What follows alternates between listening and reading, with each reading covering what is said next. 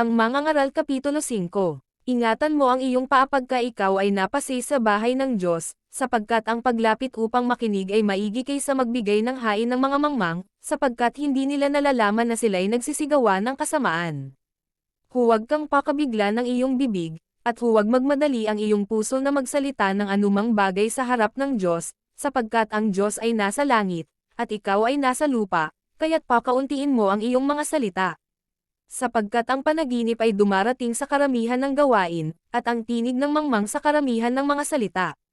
Pagka ikaw ay nananata ng panata sa Diyos, huwag kang magliban ng pagtupad, sapagkat siya'y walang kaligayahan sa mga mangmang, tuparin mo ang iyong ipinanata. Maigi nga ang ikaw ay huwag manata, kaysa ikaw ay manata at hindi tumyupad.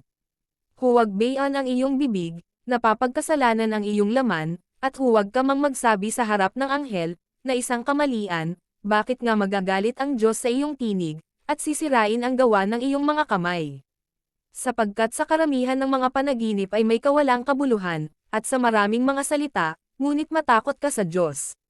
Kung iyong nakikita ang kapigatian ng dukha, at ang karahasang pag-aalis ng kahatulan at kaganapan sa isang lalawigan, huwag mong kamanghaan ang bagay, sapagkat ang lalong mataas kaysa mataas ay nagmamasid, at may lalong mataas kaysa kanila.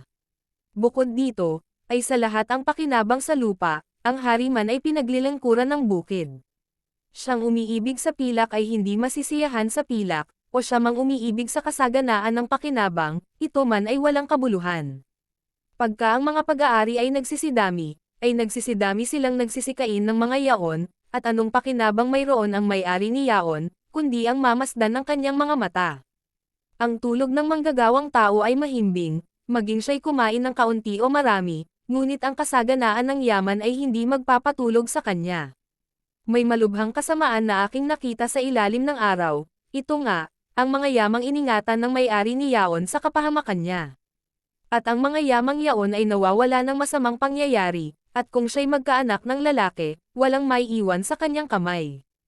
Kung paanong siya'y lumabas sa bahay bata ng kanyang ina, hubad na yayaon siya uli na gaya ng siya'y dumating, at hindi magdadala ng anuman sa kanyang nagawa, na kanyang madadala sa kanyang kamay. At ito man ay malubhang kasamaan, na kung paano siya dumating ay gayon siya yayaon, at anong pakinabang mayroon siya, na gumagawa sa hangin. Lahat ng mga araw naman niya ay ikinakain niya sa kadiliman, at siya'y totoong nayayamot, at may sakit at pag-iinit. Narito, na aking nakita na mabuti at ukol sa isa ang kumain at uminom, at magalak sa kabutihan sa lahat niyang gawa na kanyang ginawa sa ilalim ng araw lahat ng mga kaarawan ng kanyang buhay na ibinigay sa kanya ng Diyos, sapagkat ito'y kanyang bahagi.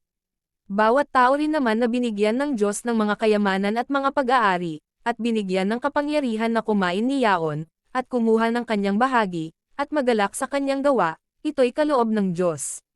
Sapagkat hindi niya aalalahan ng lubha ang mga kaarawan ng kanyang buhay, sapagkat sinasagot siya ng Diyos sa kagalakan ng kanyang puso.